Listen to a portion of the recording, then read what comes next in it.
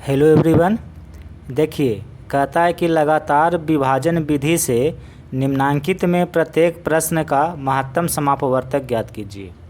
जैसे सवाल नंबर 3, इसमें आपको दो संख्या दिया गया है और इसका महत्तम समापवर्तक ज्ञात करना है लगातार विभाजन विधि से। तो देखिए, इस विधि से किसी भी संख्याओं का मशक कैसे ज्ञात किया जाता है इसके बारे में हम आपको पढ़ा चुके हैं। जब सवाल नंबर 1 हम सॉल्व कर रहे थे तो इसमें इन संख्याओं का महत्तम समापवर्तक लगातार विभाजन विधि से ही निकाले थे और आपको बहुत बढ़िया से समझाए थे कि लगातार विभाजन विधि से किसी भी दी गई संख्याओं का महत्तम समापवर्तक कैसे निकाला जाता है। तो अगर आप सवाल नंबर 1 और सवाल नंबर 2 देखे हैं तो फिर आप इन सवालों को भी बहुत ही आसानी से सॉल्व कर लेंगे। देखिए, सवाल नंबर 3, 4, 5, 6, 7, 8, 9 और 10 यहाँ तक आप बहुत ही आसानी से सॉल्व कर लेंगे। इसके आगे में 11, 12, 13, 14 ये भी उसी टाइप से बनेगा, लेकिन इसमें आपको 3 संख्या दिया हुआ है, इसमें भी 3 संख्या है और इसमें देखिए 4 संख्या दे दिया गया।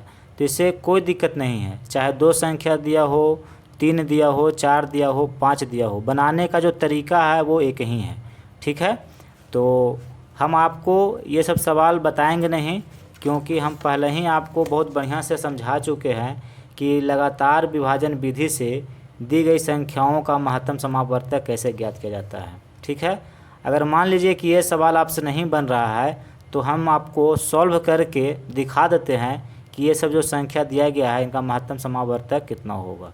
ठीक है, लेकिन हम उम्मीद करते हैं कि ये सब जो सवाल है आप खुद से ही बना लेंगे।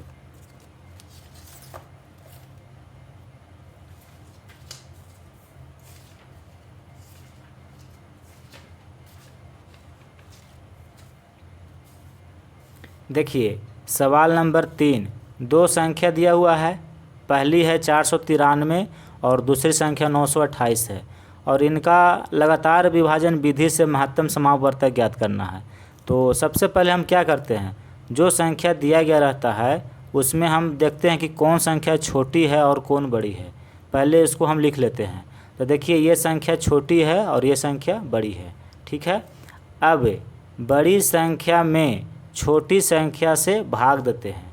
ठीक है, तो देखिए भाग दे रहे थे और ये प्रक्रिया हम कब तक करते हैं, जब तक कि शेषफल शून्य न आ जाए।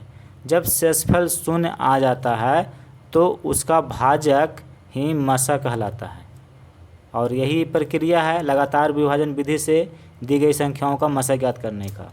ठीक है, तो देखिए जब हम भाग दे रहे थे और इस तरह से प्रक्रिया आगे बढ़ाए तो यहाँ पे देख रहे हैं कि शेषफल आ गया 0।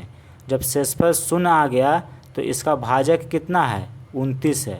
यानी कि ये जो भाजक है यही महत्तम समापवर्तक कहलाएगा इन संख्याओं का।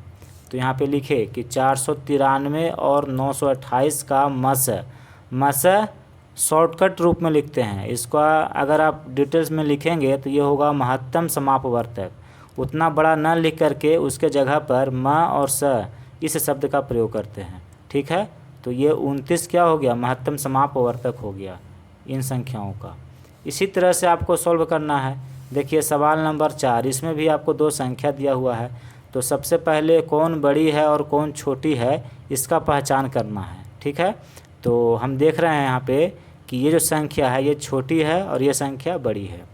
अब बड़ी संख्या में छोटी संख्या से आपको भाग देना है और ये भाग आपको कब तक देना है, जब तक कि शेषफल 0 ना आ जाए। ठीक है, इस तरह से ये प्रक्रिया आपको आगे बढ़ाते जाना है। जब आप प्रक्रिया आगे बढ़ाते जाएंगे तो अंत में आपको शेषफल 0 प्राप्त हो जाएगा। जब शेषफल 0 प्राप्त हो जाए तो इसका भाजक देखिए कि भाजक कितना है। तो जब शेषफल 0 आया तो देखें कि इसका भाजक है 15 और यही भाजक महत्तम समापवर्तक कहलाता है। ठीक है, तो देखिए यहाँ पे लिखे अतः ये जो 2 संख्या दिया गया है इसका महत्तम समापवर्तक 15 होगा। तो ये आपका उत्तर हो गया। ठीक है, अब देखिए सवाल नंबर 5, इसमें भी आपको 2 संख्या दिया हुआ है। तो सबसे पहले कौन बड़ी है और कौन छोटी है इसका पहचान हम करते हैं। तो ये संख्या छोटी है और ये बड़ी है। अब देखिए बड़ी संख्या में छोटी संख्या से आपको भाग देना है और भाग ये कब तक देना है, जब तक कि जीरो शेषफल ना आ जाए। जब शेषफल जीरो आ गया तो फिर हम चेक करते हैं कि जिसका शेषफल जीरो आया है उसका भाजक कितना है, तो ये होता है भाजक, ठीक है, इसी को भाजक बोलते हैं। तो ये भाजक है और इसका शेषफल शून्य है, यानी कि ये जो है ये महत्तम समावर्तक है इन संख्याओं का। तो 629 और 1073 का जो मसा होगा यानी कि महत्तम समावर्तक होगा वो 37 होगा। इसी तरह से आपको सॉल्व करना है, ठीक है। सवाल नंबर 6 देखिए, इसमें भी दो संख्या आपको दिया हुआ है, तो इसमें ये संख्या छोटी है और ये संख्या बड़ी है, तो बड़ी संख्या में छोटी संख्या से भाग देंगे। तो देखिए जब हम भाग देने लगे तो शेषफल शून्य आ गया। जब शेषफल शून्य आया तो इसका भाजक प्राप्त हुआ 73, ठीक है, और यही 73 महत्तम समापवर्तक कहलाएगा इन संख्याओं का। तो इन संख्याओं का महत्तम समापवर्तक 73 होगा, ठीक है। और आपको ये हम सॉल्व करके इसलिए दे दिए ताकि अगर आपको ये सॉल्व करने में कुछ परेशानी हो रही है तो आप यहाँ से देख करके समझ सकते हैं, बाकी प्रक्रिया सब एक ही है, ठीक है। अब देखिए सवाल नंबर 7, इसमें भी आपको दो संख्या दिया हुआ है। तो सबसे पहले आपको पता करना है कि कौन संख्या बड़ी है और कौन संख्या छोटी है। तो ये संख्या बड़ी है और ये छोटी है, तो बड़ी संख्या में छोटी संख्या से भाग देंगे। देखिए जब हम भाग देते गए तो शेषफल शून्य आया, और जब शेषफल शून्य आया तो इसका भाजक कितना है, 117 है। तो 117 है, यही आपका महत्तम समापवर्तक होगा। तो महत्तम समापवर्तक कितना होगा, 117 इन संख्याओं का। तो ये सवाल नंबर 7 था। अब देखिए सवाल नंबर 8, इसमें भी आपको दो संख्या दिया हुआ है, जिसमें ये संख्या बड़ी है और ये संख्या छोटी है। तो बड़ी संख्या में छोटी संख्या से भाग देंगे। देखिए हम भाग दे रहे थे इस तरह से, तो यहाँ पे शेषफल देख रहे हैं कि शून्य आ गया, तो इसका भाजक कितना है, इसका भाजक है 102। शेषफल शून्य है जिसका भाजक 102 है और यही महत्तम समापवर्तक कहलाता है, ठीक है। तो महत्तम समापवर्तक हो जाएगा 102 इन संख्याओं का।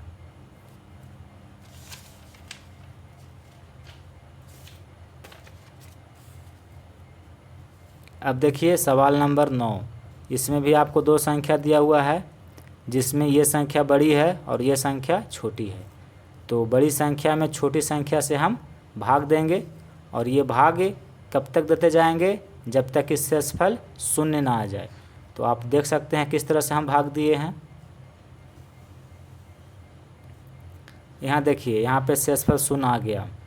जब शेषफल शून्य आया तो इसका भाजक देखेंगे कितना है, तो भाजक है 7। तो ये आपका महत्तम समापवर्तक कहलाएगा। तो यहाँ पे लिखे हैं कि अतः मस यानी कि महत्तम समापवर्तक कितना होगा, 7 होगा। देखिए सवाल नंबर 10, यहाँ पे आपको दो संख्या दिया हुआ था। अब इसमें कौन बड़ी है और कौन छोटी है इसको पहले हम पता करते हैं, ठीक है। तो ये संख्या बड़ी है और ये संख्या छोटी है। तो बड़ी संख्या में छोटी संख्या से भाग देते हैं, और ये प्रक्रिया हम तब तक करते हैं जब तक शेषफल शून्य ना आ जाए। देखिए यहाँ पे शेषफल शून्य आ गया, तो यहाँ पे प्रक्रिया रुक गया है, और शेषफल शून्य आ गया तो इसका भाजक कितना है, तो इसका भाजक है 19, ठीक है। तो ये आपका महत्तम समापवर्तक कहलाएगा। तो यहाँ पे लिखे हैं कि अतः महत्तम समापवर्तक 19 होगा। तो आप इस सॉल्यूशन को देख सकते हैं। इसी तरह से आपको सॉल्व करना है, सॉल्व करते करते जाइए, करते जाइए करते जाइए जब तक कि शेषफल शून्य ना आ जाए, ठीक है।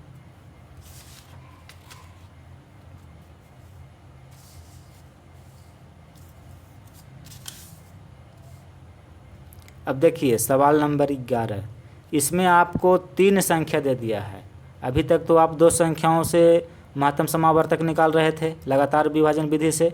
जो बड़ी संख्या है उसमें छोटी संख्या से आप भाग दे रहे थे, और जब तक दे रहे थे जब तक कि शेषफल शून्य ना आ जाए, और जब शेषफल शून्य आ गया तो उसका भाजक ही महत्तम समावर्तक होता है। तो इसमें भी वही प्रक्रिया है, इसमें भी आपको कुछ उल्टा पुल्टा नहीं करना है। इसमें देखिए जैसे 3 संख्या आपको दिया हुआ है, तो सबसे पहले आप संख्याओं को बढ़ते हुए क्रम में लिख लीजिए, यानी कि तीन संख्याओं में सबसे छोटी संख्या ये है और सबसे बड़ी संख्या ये है और बीच वाली संख्या ये है। ठीक है, इस तरह से लिख लिए। अब आपको क्या करना है, जो सबसे बड़ी संख्या है इसमें सबसे छोटी संख्या से आपको भाग देना है। ठीक है, तो आप इस तरह से भाग दीजिए और ये तब तक देना है जब तक शेषफल शून्य आ जाए। देखिए यहाँ पे शेषफल शून्य आ गया तो इसका भाजक देखिए कितना है, तो इसका भाजक है 23। तो ये आपका महत्तम समापवर्तक नहीं कहलाएगा क्योंकि यहाँ पे तीन संख्या है। अभी तो आप दो ही संख्याओं का भाग दिए हैं जिसमें शेषफल शून्य आया, उसका भाजक प्राप्त हुआ है 23। अब आपको ये वाली संख्या और ये वाली संख्या से फिर आपको काम करना होगा।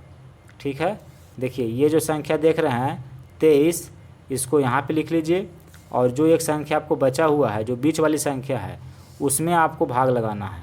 ठीक है, यहाँ पे लिख लिए। तो बीच वाली संख्या है 1311, इसमें अब इससे ये जो आप देख रहे हैं भाजक, इस भाजक से आपको भाग लगाना है। तो भाग लगाते गए, अब देखिए शेषफल आ गया शून्य। तो जब शेषफल शून्य आ गया तो इसका भाजक कितना है, भाजक है 23। देखिए इसका भाजक है 23, तो महत्तम समापवर्तक हो जाएगा 23। यानी कि ये जो तीन संख्या दिया गया है इनका महत्तम समापवर्तक कितना होगा, 23 होगा। फिर देखिए सवाल नंबर 12, इसमें भी आपको तीन संख्या दिया हुआ है। तो सबसे पहले हम क्या करते हैं, संख्याओं को बढ़ते हुए क्रम में लिख लेते हैं। तो हम देखिए सबसे छोटी संख्या 1190 है और इससे ठीक बड़ी संख्या 1445 है और इससे ठीक बड़ी संख्या 2023 है। यानी कि तीनों संख्याओं में सबसे बड़ी संख्या 2023 है और सबसे छोटी संख्या 1190 है और बीच वाली संख्या है 1445। ये पता चल गया। अब आपको क्या करना है कि जो सबसे बड़ी संख्या है इसमें सबसे छोटी संख्या से भाग लगाना है और ये भाग हम तब तक लगाएंगे जब तक कि शेषफल शून्य आ जाए। देखिए जब शेषफल शून्य आ गया तो फिर हम पता करते हैं कि इसका भाजक कितना है। तो इसका भाजक देखिए ये है 119। तो ये आपका महत्तम समापवर्तक नहीं हुआ। ठीक है, ये तो अभी इसलिए नहीं हुआ क्योंकि अभी एक संख्या और है। अभी तो आप दो ही संख्याओं में भाग लगाए हैं। तो जब ये दो संख्याओं में भाग लगाए तो इसका शेषफल शून्य आ गया तो भाजक प्राप्त हुआ 119। अब आपको ये वाली संख्या और ये वाली संख्या इसमें आपको काम करना है। ठीक है, तो जो बीच वाली संख्या है इसको आप यहाँ पे लिख लीजिए और ये जो भाजक है इस भाजक से आपको फिर से भाग लगाना है और ये तब तक लगाना है जब तक कि शेषफल शून्य आ जाए। तो देखिए बीच वाली संख्या में इस भाजक से हम भाग लगाना शुरू किए। तो जब भाग लगाना शुरू किए तो देखिए यहाँ पे शेषफल आ गया शून्य। अब इसका देखिए कि भाजक कितना है, तो इसका भाजक देखिए यहाँ पे आया है 17। यही आपका महत्तम समापवर्तक होगा। ठीक है, तो महत्तम समापवर्तक 17 होगा। ये जो तीन संख्या दिया हुआ है इसका महत्तम समापवर्तक 17 होगा।